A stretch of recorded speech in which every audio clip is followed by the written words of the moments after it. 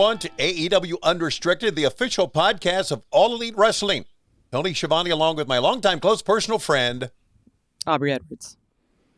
You get your name right every time. I love do. that. I'm really good at getting my name right, which is good because it's not my real name, so I should be able to get it right. Well, there you go. We have a very special guest. Aubrey, why don't you introduce him to us? Yes, so you're very, very excited to have Mr. Scorpio Sky here. Such a fantastic member of the AEW roster. Fantastic guy backstage. One of my favorite drinking buddies. Happy to have you here, Scorpio. You don't drink anymore, though. I don't, but I find you highly entertaining. Tequila Sky. And then, of course, my friend Tony Schiavone. Scorpio Sky! Hope you guys are good. Yeah, good. Thanks. Speaking of great, you recently just released your podcast, Wrestling with the Week. How's that been going? How did that all happen? Oh, it's going great. Having a lot of fun doing it.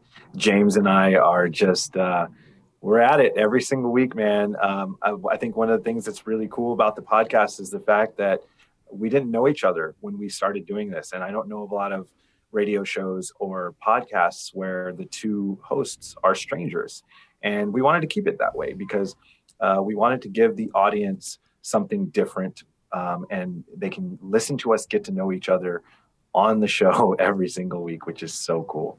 I think that's really neat because one of the great things with podcasts is, I'm speaking from experience now, having done this a year, is that you just really start to get in the groove and feed off of your co-host quite a bit, and the audience will feel it, you'll feel it, and it's just one of those things that if you're having fun now, you're going to have even so much more fun later. So super proud of you. I've already subscribed, listened to a bunch of episodes. Really, really pumped, man. Thank you so much. Thank you to everyone that has subscribed. Hope you're enjoying the show. It's only going to get better. I'm excited to see where the show is going to be in 6 months, in a year, when we really get rolling, and just like you guys are doing a phenomenal job. Incredibly proud of you guys, and excited to be on this show, actually. Yeah, it's been a while. I don't know why it took us this long to get you on here, but far too long.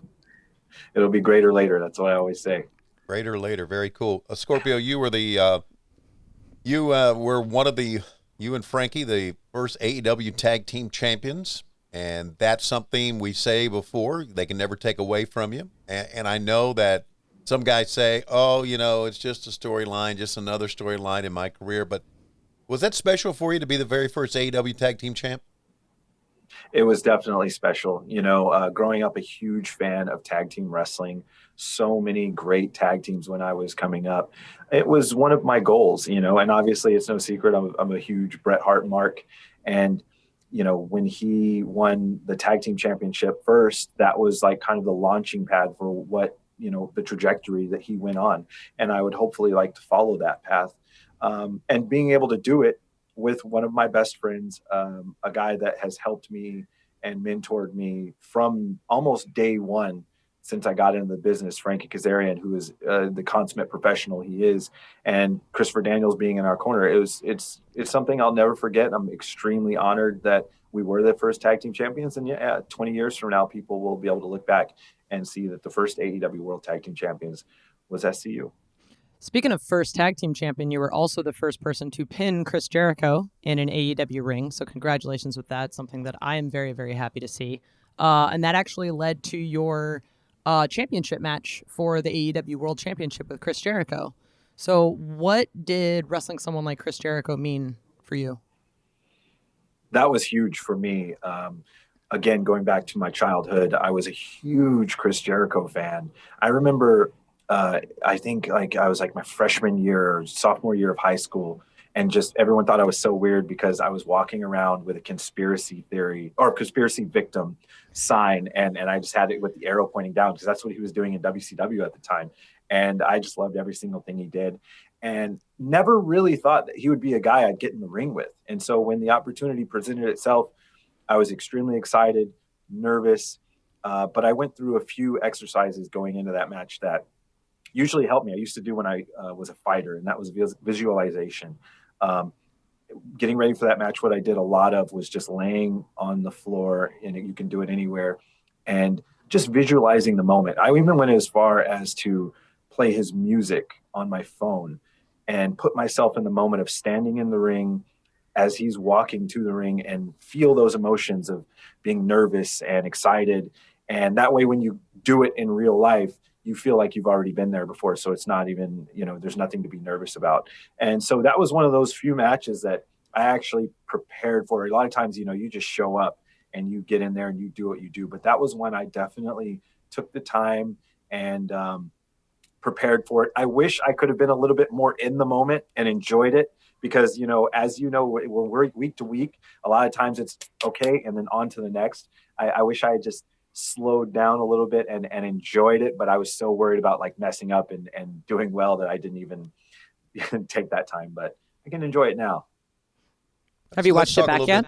Talk a little bit about Scorpio Sky and those tag team matches. And we mentioned earlier that you were the first, you and Frankie, the first AEW tag team champs. That happened in October of 2019, back when the world was a little bit more saner than it is now. Talk about that championship match, because working against the Lucha Brothers is pretty special. Yeah, I don't think anyone thought we were going to win that match either. I think a lot of the fans kind of saw us as a stepping stone for the Lucha Brothers, and that it was just kind of going to be a coordination for them, because they are a fantastic tag team. They're one of the best tag teams in the world currently, and they're also two of the best singles wrestlers in the world. So it was kind of destined for them to step into that moment, and we just kind of messed it up. And I think it was a great full circle, because if you go back to the beginning of that tournament, they injured Christopher Daniels, so he had to step out of it, and I had to step up and take his place. It was a great story, I thought, and one of those things again. I wish I had enjoyed the moment a little bit more than I did, but fortunately, again, we can look back and enjoy all of those things that surrounded it, with me wrestling with no shoe and then moving on to wrestle the Dark Order and then the Lucha Brothers in the finals. I remember when the shoe flew off and you ended up wrestling, and I heard somewhere you were concerned because you were wearing Nike shoes with Adidas socks, and it was going to like out you as this, like, you're a bad sneaker mark because you weren't matching. And I was like, oh my God, is that a thing I have to do? Like, it used to be, not so much anymore. It's not that big of a deal anymore. But back in the day, yeah, if you wore Nike and Adidas together, people would kind of look at you sideways. But now it's a lot more accepted. Good to know. That is good to know. So you hold on to the tag team belts until you go on to the Jericho Cruise, where you lose them to Kenny Omega and Hangman Adam Page in a classic match. How was it, the experience on the boat there for you? That was my second Jericho Cruise. It was a lot of fun. I tell you this, though, I don't know why, because when we had some of those matches on the cruise, they were docked, so we weren't even out at sea. But I got so sick during that match. I mean, when I got back to the dressing room, I felt like I was going to throw up. It was one of the worst I had ever felt wrestling, and I don't quite know why. My body might have just been adjusting to wrestling on the ship or whatever it was. Fortunately, I don't think it affected the performance. I thought it was a good match. I haven't seen it, but I heard it was really good, and that makes me happy even when we lose.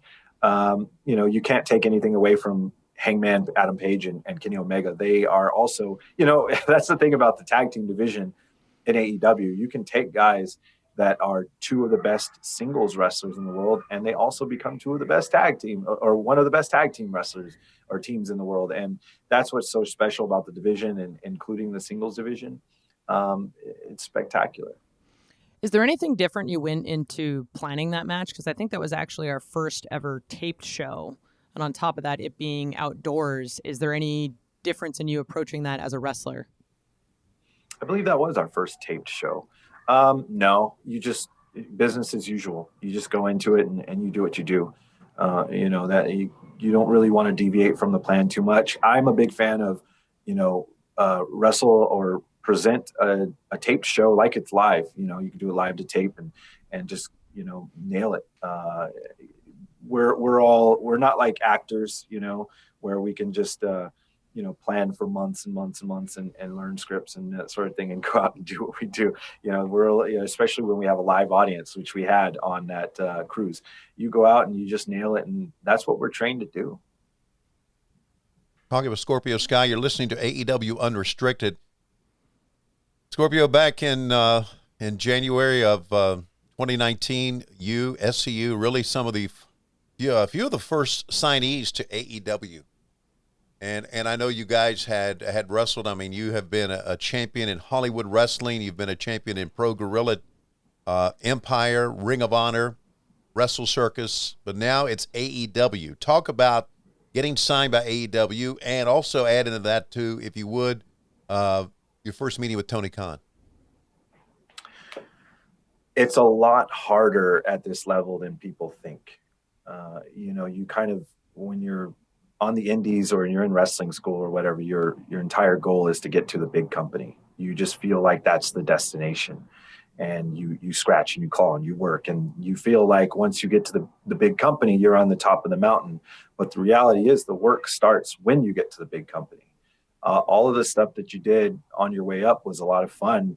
But that's really what it was. It was a learning experience, but it was fun. Once you get to the big company, at this level, it's a job, and it's a grind, and it's a lot of work. And you realize once you get to that top of that mountain, there's another mountain that you have to climb. So that's kind of been my experience. It's an adjustment period.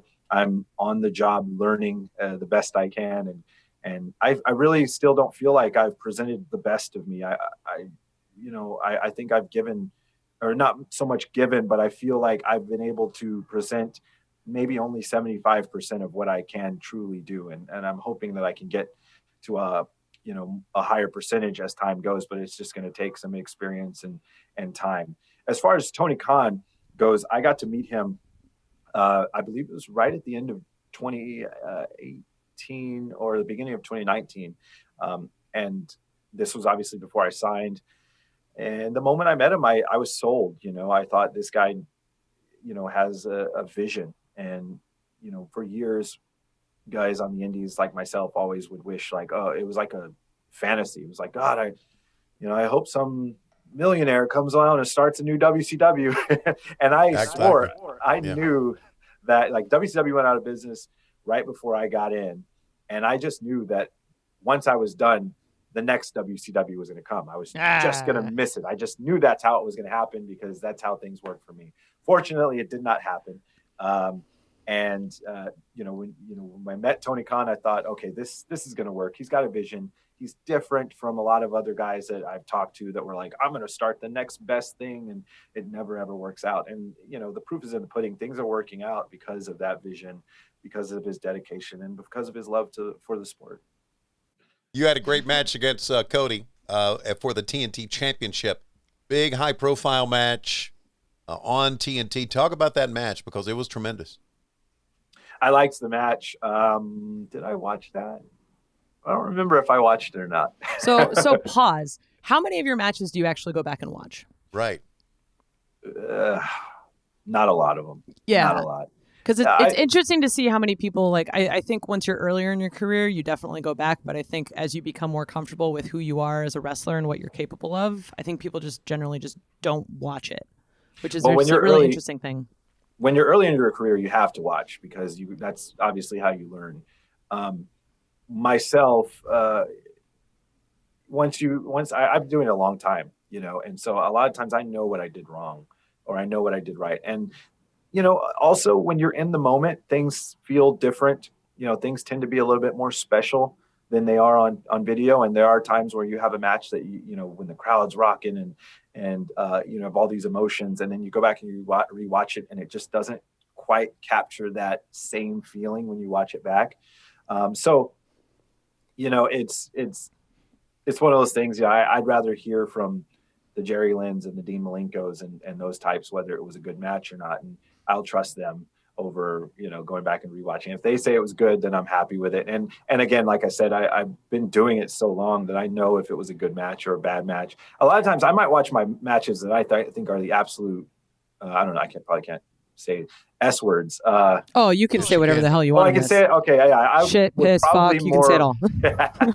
I would probably watch my matches that are more the shits than the good ones, because I want to go back and just see, is it as bad as I think it is? And usually it's not as bad as I think it is, but probably bad. So I'll watch my bad ones. The good ones, if it was good, that's cool. I'm happy. So how'd you feel about your match with Cody then? Cody is always spectacular. Cody is he's where he's at for a reason. I think this is the last few years are the best, specifically, in AEW actually has been the best run of his entire career. He's really at the top of his game. He's unbelievable. Myself, I would probably give a 6 out of 10 in that match. I think I could have been so much better. I wish we had more time. Obviously it's tough with TV. That's actually why I would have rather had the match at the pay-per-view. I knew the match was coming when it was coming because my record was too good. And so I knew it was going to happen. I was hoping it would happen at a pay-per-view where we can get, 17, 18, 20 minutes, 25 minutes. I think we could have told an incredible story, but it's tough when it's TV. And so I would have liked to have more time, but aside from that, I would have liked to be a little bit better myself. And I don't think I was anywhere near my best in that match. And so hopefully one day I'll get to wrestle Cody again in a profiled match and we can have the one that we're supposed to have. But I think it was pretty good. Next, we're going to talk about the early days of Scorpio Sky before he became part of AEW on AEW Unrestricted.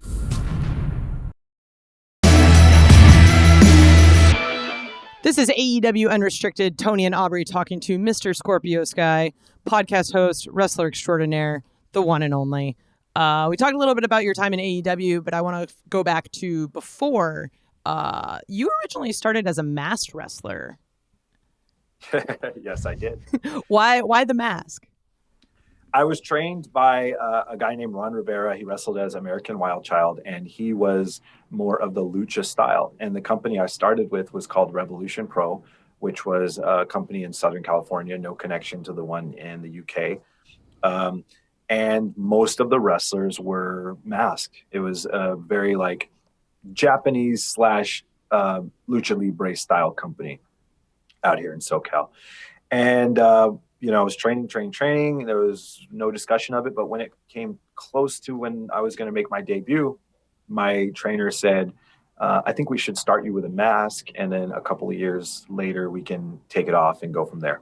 And I was like, oh, cool. That's great. And so that's actually part of where the name came from because, there aren't too many masked wrestlers that wrestle under their real name. You don't see masked guys named Ben, what should we call it, with just real names. And so when I was training, my trainer thought I resembled Too Cold Scorpio because at the time I had the same ponytail that he had. And so he would just call me Scorpio. And so I didn't know what to wrestle as when it was the day before my first match. And he's like, why don't we just call you Scorpio Sky and then we'll change it later. I was like, cool, that sounds good. I just never changed it. Don't fix what ain't broken. That's right. You also have a background in MMA, correct? That is right. Tell us about that. I had 4 MMA fights. I went 3-1. Should have been 4-0. The last one was a split decision that I think I should have won, but it was close. It was a really close fight. It was a good fight. And I was actually going to have more MMA fights. I had probably 3 others lined up, but the problem is guys get hurt, guys drop out of fights. And when you train for say 6 weeks and you're cutting weight and you're, which is one of the most miserable things you can be a part of, just weight cutting is the worst, dieting and that sort of thing. And you're training for 6 weeks and you're cutting weight. And then you find out a week or 2 before the fight, oh, the guy pulled out. Why? Well, we don't know. You can't do the fight. You got anybody else for me? Oh, no, nobody at your weight. If you want to go up 2 weight classes, we can do that. Well, I'm not going to fight guys that are 215 pounds when I'm, cutting down to 170. That just got to be frustrating along with doing it while wrestling, which is 2 completely different types of training. I just decided to go fully towards wrestling. But I did, 4 MMA fights, and I had several Muay Thai kickboxing competitions that I was part of, and it was a lot of fun. I love combat sports. Always wanted to go back to it. I just never got a chance because this dang wrestling thing started working. Do you ever see yourself maybe potentially going back? It would have to be for the right situation. If the right situation presented itself, then yeah. I always felt like, I was always 6 weeks away. No matter how long I took off, I was always like, yeah, 6 weeks, I can get in shape and I can be ready to fight. I can knock all the rest off and I'll beat whoever they put in front of me. 6 weeks. It might take more than 6 weeks now after several years off. But, again, yeah, if the right opportunity presents itself, I would love to fight again, whether it be boxing, kickboxing, or, mixed martial arts specifically. Scorpio Sky, Christopher Daniels, and Frankie Kazarian are SCU. How did SCU come together, Sky? I've known Christopher Daniels and Frankie Kazarian my entire career. They were SoCal guys, obviously. And when you were in the wrestling scene in Southern California and you were coming up, you always looked at Frankie Kazarian and Christopher Daniels and you thought like, okay, those are the guys I want to be like, because they got out of, it's weird. It's like a bubble out here where like you just kind of get overlooked by the rest of the world, strangely enough. And so those were the two of the guys that broke out and they were, in Impact and different companies and people knew who they were. And so you would look and you say, okay, I want to be like those guys. Fortunately, I was able to meet them in Pro Wrestling Guerrilla very early in my career, probably a year or two in, and they were just always really nice and helpful to me. When I tried to work for Impact years later, again, they were really helpful. And they carried it over to Ring of Honor as well. And so once I started working with Ring of Honor, they just kind of took me under their wing, and I was riding with them anyway. And I found out they wanted a third guy because they wanted to form a trio and go after the ROH 6-man tag team championships, whatever it was. And so it was like, well, you're a SoCal guy, you're riding with us. It makes a lot of sense. We're all very similar. Why don't we do it? And I thought it was a great idea. I was very much on board with it to be able to ride with those guys, learn from them. And I think it's no coincidence that I have become the performer I am now, that, I've been under their wing and they just make me better every day. How did the worst town bit come to be? Again, just in the van. It was us and the Young Bucks riding show to show, going town to town. And we always had, when you come from Southern California, your flight to the East Coast is always bad. There's always a layover. There's always, it's always overnight and you're exhausted. A lot about that. Yeah. I feel you. I go corner to corner every other week. So I feel exactly. you. It's miserable. And so by the time we get to the van, we're all miserable and we're in some bumfuck town and we're just talking shit about it. And eventually Matt Jackson, I believe, was like, I want to put you guys on BT and I want you to just do that. And then, just yell SCU at the end of it. And we'll call it a day. We're like, cool. And so I kind of said, hey, why don't you, Frankie and Christopher Daniels, you guys be creative and come up with the cool lines. And I'll just say the same thing every time. This is the worst town I've ever been in. You got the easy part. Oh yeah. Cause it popped into my head right away. And I thought myself, I was like, if it gets over, we can put it on a t-shirt maybe. And, flash forward, we've sold, 30,000 of those t-shirts or whatever it is. Yeah. How many variations of that shirt have you had? Yeah, that shirt has done very, very well for me. And that catchphrase really kind of helped change my career, oddly enough. You said that you guys, you come out to the East and you're miserable. It's good to know that everybody from the out West, bunch of miserable pricks, including got a miserable bitch like Aubrey that comes out every week. So good to know that. It's okay. You rub off on me, Tony. I hit the East Coast. Tony is so funny to me because he's like the nicest human being. Right. But then he'll say stuff like that, but he's still delivering it in a really nice tone. Like I'm getting shit on, but I feel really good about it. It's so funny. It's like, hey, guy, how you doing, man? Your match really sucked. Good to see you. We'll see you later. Thanks, Tony. Go fuck yourself. You're welcome. Keep working hard. I know you won't. So what did BTE, being the elite, do for SCU, do you think? It made SCU. The audience is so loyal. The people that watch Being the Elite every single week are so loyal. They really buy in on what you do. They love you. They support you. They buy your shirts. They come to meet and greets. They meet you when those existed. I couldn't be where I'm at today without Being the Elite. And that is a 100% shoot. That show made me, my career was, I was at a point before I started working with Ring of Honor and then being the Elite, where I was just basically ready to quit, because it was just like, this isn't working. I was working so hard and it just wasn't working. Unfortunately, I got a break with Ring of Honor, and then to be on Being the Elite, that took me to the next level, as well as Frankie and Chris. Those guys were obviously already, they're legends, but Being the Elite kind of reinvigorated them as well. And it just made us all into the names we are. And obviously that leads to AEW. You had mentioned before that you're a big Bret Hart mark. Was he sort of the guy that got you into wrestling and made you want to be a wrestler? He wasn't the guy that got me into wrestling because I was always a wrestling fan. I can't even remember when I started watching it. I started watching it so young, but he was definitely the first one that resonated with me and captured my imagination beyond anyone else. And I was very young, maybe, I don't know, 7, 8, 9 years old when I said, okay, I want to be like Bret Hart.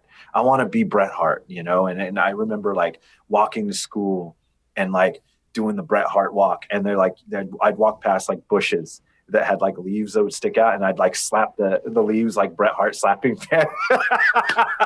slapping hands with the fans, like I'd pretend like I'm walking to the ring. Yeah. People probably thought I was just weird. Like, what is this guy doing? But I was really hates bushes. I was just such a fan. Still, I go back and I will still watch some of his matches. I watch a lot of old wrestling, and a lot of it is Bret Hart, because he was so like, everything he did was so like precise. I mean, they called him the excellence of execution for a reason. His execution on everything was so crisp and so sharp, and he didn't do a lot. And that's kind of where my style is coming from these days. I don't do the flips and the high flying things that I used to do. I'm more of a technically based. I want to like Bret Hart could hit someone with a European uppercut, and it looks so good that it's just like, ooh, okay, like I don't really need to see him flip over the top rope. I just want to see him hit people with forearms and stuff. So I love that hard hitting technical style. I wish that would come back into more popularity in wrestling, that just hard hitting technical style where it's two guys and it feels like a fight. It tends to be a little bit too much like flipping around stuff nowadays that I'm not, crazy about. I think it is, it's cool, but, I always just try to be different. And Bret was a guy that I always can look back and say like, well, what would, what's something Bret does that I can steal and use myself? Nothing stealing. It's just whoever made it most popular recently. Well, that is true. Yeah. There you go. And you were a big Sting fan as well, weren't you, growing up? Oh, of course. Yeah. Everyone loved Sting growing up, you had the face paint and the bleach blonde hair and and then obviously when he became the vision of Sting that we see today, obviously he was like the coolest guy in the world. I was a huge WCW fan in general, growing up and seeing Sting. And I remember watching it live the first time they had Sting in the Raptors with the crow on his arm. And I think it was like Clash of the Champions or something, and just huge fan. So how was it? Have you had a chance to meet him yet? No, I haven't met him actually. I think, maybe like a hello here and there or whatever, but I haven't really seen him too much. You know how it is backstage. Everybody's kind of running around doing things. It's busy. So yeah, no, I haven't really met him. I'm sure I will at some point. We're talking with Scorpio Sky here on AEW Unrestricted. Pretty soon we're going to get to fan questions, my favorite part. Oh boy.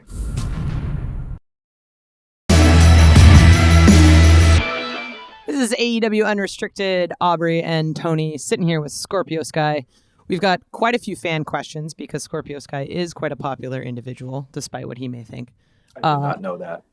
I did not know that. My question that's been like eating at me that I really wanted to know is, how many pair of Jordans do you have? Oh, man. I don't even know. Like, I've lost count of shoes. I've literally lost count. I'm getting ready to move in a couple of months, and part of the reason is I've just got way too many shoes. I've got no room. You need a room just for your shoes. I might do a shoe room. Very Okay. close. I'm very, very much thinking about it. I was just gonna say, man, aftermarket value for Jordans is still pretty high. So if you need a couple mortgage payments, I like to wear them, man. That's the thing. Like a lot of people just collect them and they'll just keep them in the box and that sort of thing.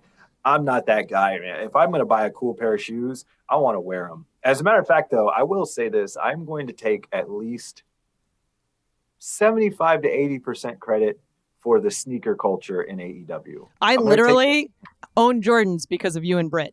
And I think I told you this. Like, I was so upset that Double or Nothing wasn't in Vegas because I had like birthday money I'd set aside. And my plan was to ask Scorpio and Britt to take me to the Nike store and buy my first pair of Jordans. And it didn't that happen. Been sweet. That It would have been wonderful. And I got Britt into it. So, again, that's why I'm saying I'm taking 75%. The Young Bucks are up there too, though. I mean, those guys, they come out with some fire. Britt comes out with fire. She's blowing me away every week. And so, yeah, I love seeing everybody showing up with their cool kicks. I just got a new pair, so I'm going to have to show you when we're at work next week. Oh, heck yeah. I'm excited. Oh, yeah. All right. Now we can actually get to fan questions. Right. Let me follow up with this real quickly. Do you have a favorite pair of your 10,000 pairs of shoes that you own? I don't have a favorite pair. Jordan 1 is my favorite shoe in general, though. And I have, just in Jordan 1 alone, I probably have something like 25 of them, just in different colors. That seems about right. That's my favorite shoe. Best shoe ever. It's an amazing shoe. Great profile. Yeah. Okay, Aubrey, hit him with the question. Surfer Dude on Twitter. What did the Philly show, episode 3 of Dynamite, mean to you when you and Kazarian tagged and you wrestled with no shoes on? Where does it stand in relation to your overall career? It's funny because Philadelphia always seems to be a special town, I guess, for everybody. When Frankie and I won so actually going back before that, the match where I really sealed the deal and got my deal with Ring of Honor took place in Philadelphia. That was kind of the match where everyone was like, okay, we need to keep this guy. And Nick Jackson getting on the mic and demanding them sign me was a little bit of help. Doesn't hurt. Right after the match, he's like, "You guys got to sign this guy." Definitely doesn't hurt. Then Frankie and I won the tag team championship in ROH in Philly. I've had several matches in Philly that were special, and then that match obviously stands out above all of them. Again, in the moment, I didn't even know it was going to be a special match. I was actually upset because the finish got messed up in the match. And so I went to the back. I remember that. Yeah, I was on cloud zero. I was just like, oh, man, like I had completely forgot all about the throwing the shoe in the crowd. They throw it back and all that sort of thing and blah, blah, blah, blah. It's just, I was just like, oh, I can't believe like everything was going so well. And it just, oh no. But now I look back at, as a professional and I'm just like, oh, you could see that I was upset after that match and I shouldn't have shown it. Yeah, I shouldn't have shown my cards, but whatever, live and learn. Irish Fan NC, that's Irish Fan NC on Twitter. To you, Scorpio, if you could book your own AEW pay-per-view match, who would you like it to be against? Whew, that's tough. I would have to say Cody or Pac. Oh, you and Pac would be dope. I would love to you wrestle and Pac Pac would be good. I'd love to wrestle Pac. So you've wrestled Pac before, or have you? Never. Ooh, we're going to have to amazing. text Tony. Hey, we got a booking idea. Here's a program. Make it happen. Oh, I'd love that. Oh, man. Oh, dude. King of the North on Twitter. I'd love to hear about this massive clusterfuck of a match, if you remember anything about it. World War III, 159-man battle royal. Yes. What is this about? So they had the idea. They wanted to put on the biggest battle royal in wrestling history, and they wanted it to go in the Guinness Book of World Records. So they gathered, I believe it was 3 rings, and they did this show, and they called as many wrestlers as they can possibly get to be a part of it. I wrestled a match earlier in the card and then was in the battle royal, and I won the battle royal. What I just recently found out was apparently they forgot to call Guinness Book of World Records. And so it didn't even actually get registered, which I don't know how that happens. because the whole reason they're doing it is to get into Guinness Book of World Records. So that's a little important thing that I think they have to like have a representative out there for it to actually like count. Yeah, they were supposed to. If they didn't call them, they're not going to get someone out there. But I know there was someone that was counting at the entrance. Okay, as some people got. The other thing that upsets me about it, because it probably really is the biggest battle royal like ever. So it's kind of cool that I won it. But 159 men, like we couldn't just get one more person to make it a nice 160. Like that always kind of pissed me off. I'm like we couldn't just like grab a fan and put them in it or something. Like, we couldn't get 160, really? It really sounds like wrestling when you say, "Oh, you guys forgot to get in touch with Guinness." Yeah, it's pretty much the most wrestling thing I've ever heard. That's something completely disorganized. Someone forgot the most important bit right at the very end. Oh, that's very wrestling. Shit. Yeah, okay. My bad. We'll do it next time when we do 160. It kind of reminds me on another level of Shockmaster and his get-up that day. We got to the building. Did you get Shockmaster's uniform? No. Did anybody? No. You know he's going to be on TV tonight? Fuck! So, and that began that. So that, anyway, that is a great wrestling thing. Aubrey, you're up next. Sweet. Surfs Up Kenta on Twitter. Did you ever think about keeping the mask? And if so, how different do you think your career would have been if you had? What's with all the surfing names? I don't know, man. California. California. Oh, so Cal peeps. Oh, yeah. What's up? Okay. Once I never had like a plan of losing it and yada, yada, yada. But at one point I was in Japan for Osaka Pro and I was wrestling. And their two top stars, their guy's name was Billy Kid, excellent wrestler, and Tiger's Mask, another great wrestler. Before one of the shows, they pulled me aside and they said, "Please, no mask." And I was like, "Why? And they said, good look, very good look, no mask." And I was like, okay. So that's when I started thinking about, okay, maybe I'll lose the mask. The idea I had was, though, I never wanted to actually officially lose it because I wanted to have the idea, the ability to go back to it. And so this was in around 2004, 2005. And so we had a match where basically it was a tag title match and it was masks versus titles. And what happened was my partner got injured during the match, had to go to the back. I had to fight by myself. I ended up getting a roll up and winning the match. But because I was outnumbered, they jumped me after the match. I was bleeding and they took my mask off anyway. So by the legendary rules, I didn't officially lose the mask, so I could go back to it. However, I was unmasked. And the idea behind it was to wrestle unmasked most of the time. And then in big matches, bring back the mask.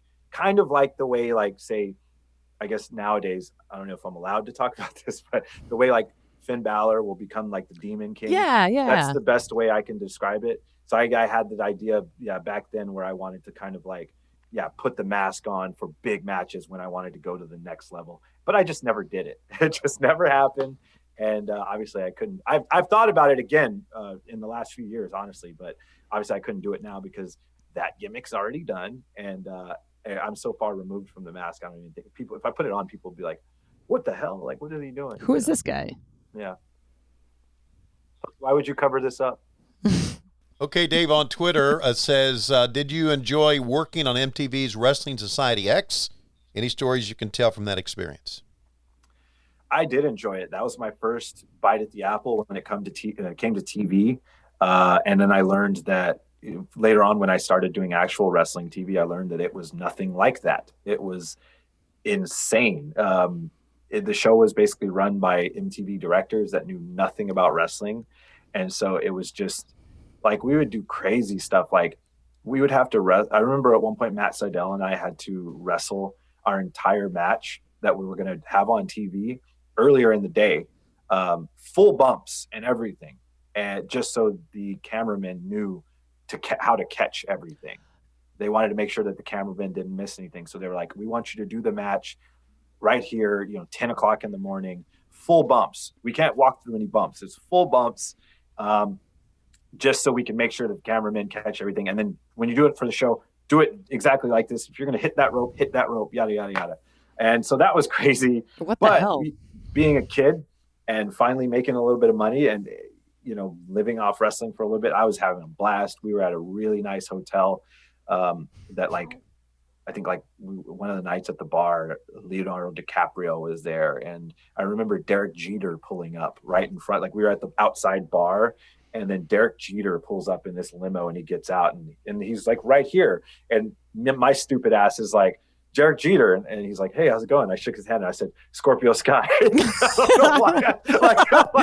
I don't know why I did that. You clearly know who I am. I used to wear a mask, you might remember. I don't know why I did that. I think Lindsay Lohan was also at the bar. It was a really nice hotel. Sup, Jeets.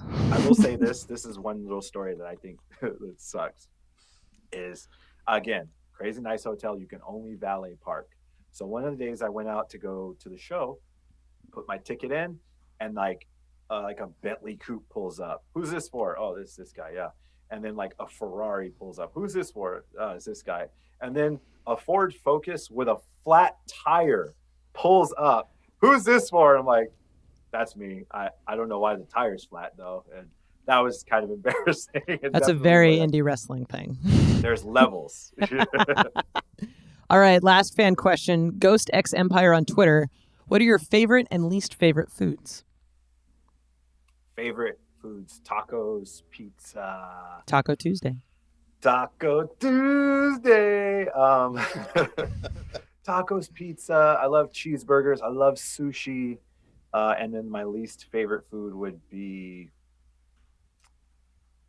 I don't really know if I have a least favorite food. I don't really like mushrooms. So mushrooms aren't anything really. We were friends? Not anymore. We're not friends last night. It's mushrooms, huh? Nope. I'll learn to like mushrooms if our friendship's on the line. Deal. Wow, that's extreme. Very, very strong opinions about mushrooms. Vegan foods all contain mushrooms, so you're basically starving if you don't like them. Oh, okay. I understand that. Yeah, it's fine.